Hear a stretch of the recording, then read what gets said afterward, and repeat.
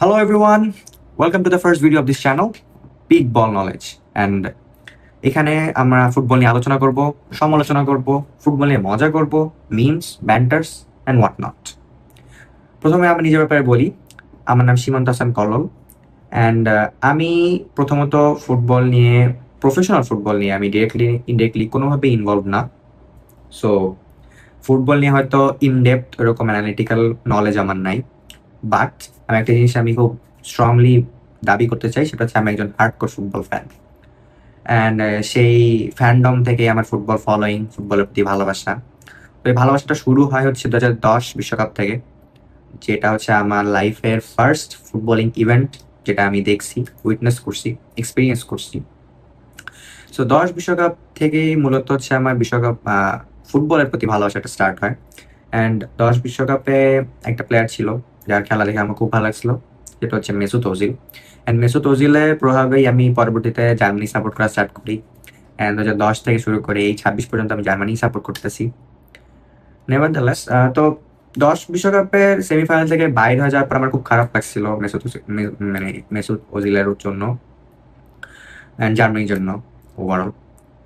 তো এরপরে 14 ওয়ার্ল্ড কাপে যখন জার্মানি জিতলো, বেশ ডমিনেট করে জিতলো সেমিফাইনালে, তো oh my god, I think that is like the best Ramadan experience I had in my life. And then semifinal পরে ফাইনাল খেললাম, অ্যান্ড ফাইনালে আমরা জিতলাম আর্জেন্টিনার সাথে এবং চতুর্থবারের মতো বিশ্ব বিশ্ব চ্যাম্পিয়ন হইলাম। So that was a great experience for me. তো 2010 বিশ্বকাপ, কামিং ব্যাক টু 2010 বিশ্বকাপ, তো বিশ্বকাপ শেষ হওয়ার পরে আমি অ্যাকচুয়ালি বুঝতেছিলাম না কি করবো, বিকজ আমি একটা নতুন জিনিস এক্সপিরিয়েন্স করছি I was so into it, but I had no idea যে কোথা থেকে ফুটবল দেখবো বা কিভাবে ফলো করবো। অ্যান্ড ফুটবলের যে এত এত রুলস, সেগুলোর ব্যাপারে আমার এত বেশি ধারণা ছিল না। তো আস্তে ধীরে যখন আমি রিসার্চ করলাম বা ঘাটাঘাটি করলাম, নিউজ পেপার, তখন তো নিউজ পেপার ছিল, এখন তার নিউজ পেপার অত বেশি পাওয়া যায় না, তো ফিজিক্যাল নিউজ পেপার ছিল। তো ওইগুলো ঘাটাঘাটি করতে করতে তখন আমি দেখলাম যে আচ্ছা ঠিক আছে, ইউরোপিয়ান ফুটবল, মানুষজন মানে পিপল বিলিভ অ্যাকচুয়ালি যে European football is very elite because of the domestic leagues. তো এরপর আমি ইংল্যান্ডের যে বার্কলেস প্রিমিয়ার লিগ হইতো ওই টাইমে, তো ওটা চেঞ্জ হয়, এখন জাস্ট প্রিমিয়ার লিগ হয়। তো প্রিমিয়ার লিগ, স্পেনের লা লিগা, ইতালির সিরিয়া, জার্মানি বুন্দেসলিগা, এগুলো সম্পর্কে আইডিয়া পাইলাম। অ্যান্ড প্রিমিয়ার লিগের খেলা অ্যাকচুয়ালি তখন টেলিকাস্ট হইতো খুব ভালো টাইমে, আর অন্যান্য যে লিগের খেলা, স্প্যানিশ লিগের খেলা স্পেশালি, তো এগুলো টেলিকাস্ট হতো খুব রাত্রেবেলা, তখন আসলে টিভি অন করে দেখার মতন বাসায় ওরকম পরিস্থিতি ছিল না, মানে বাবা মার খাওয়ার চান্সেস ছিল। তো বেসিক্যালি প্রিমিয়ার লিগের খেলাগুলো হয়তো এরকম টাইমে যখন আর কি দেখার মতো, লাইক সন্ধ্যা বা একটু রাত 8-10টা এরকম টাইমে খেলা হতো।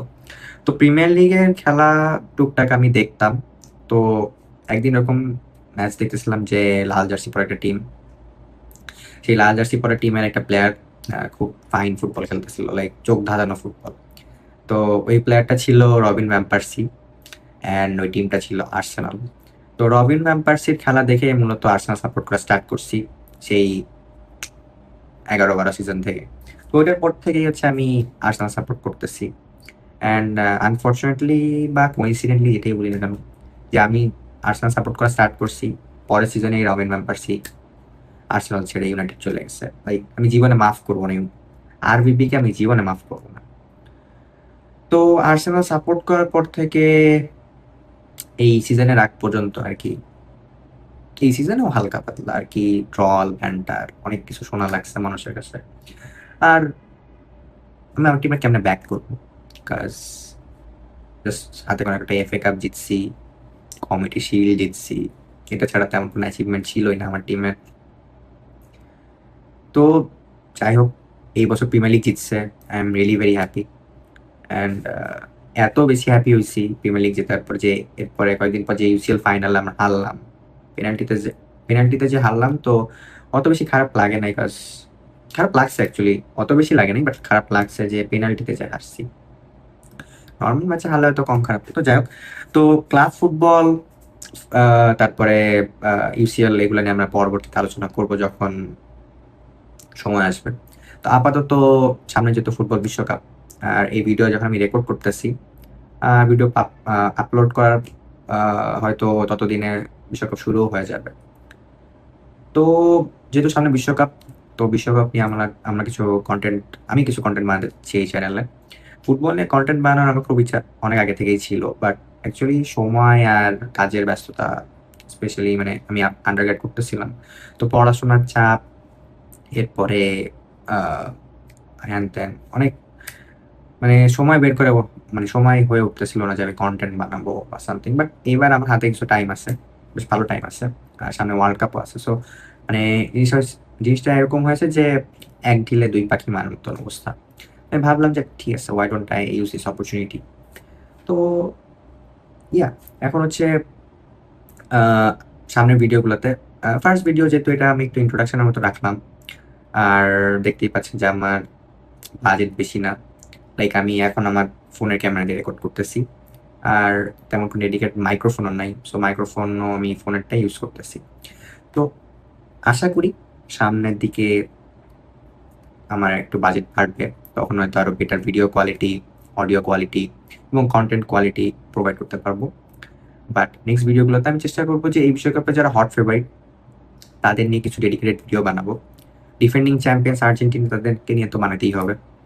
অ্যান্ড আরেকটা ভিডিও এরকম আসবে যে এই বিশ্বকাপে যারা ডার্ক হর্স, আন্ডারডগস, যারা সারপ্রাইজ করতে পারে আমাদেরকে। সো তাদের নিয়ে কিছু আলোচনা থাকবে। তো এভাবে আস্তে ধীরে আমরা এই কনটেন্টগুলো আনবো। অ্যান্ড দেখি কি হয়। আর এই ভিডিও যদি পছন্দ হয়, ভিডিওতে লাইক দিতে পারেন। আপনাদের অপিনিয়ন কমেন্টে জানাতে পারেন। এবং সামনের ভিডিওগুলার নোটিফিকেশন পাওয়ার জন্য সাবস্ক্রাইব করতে ভুলবেন না। ফুটবল নিয়ে আলোচনা যদি আপনার ভালো লাগে তাহলে অবশ্যই সাবস্ক্রাইব করবেন। Thank you. See you in the next video.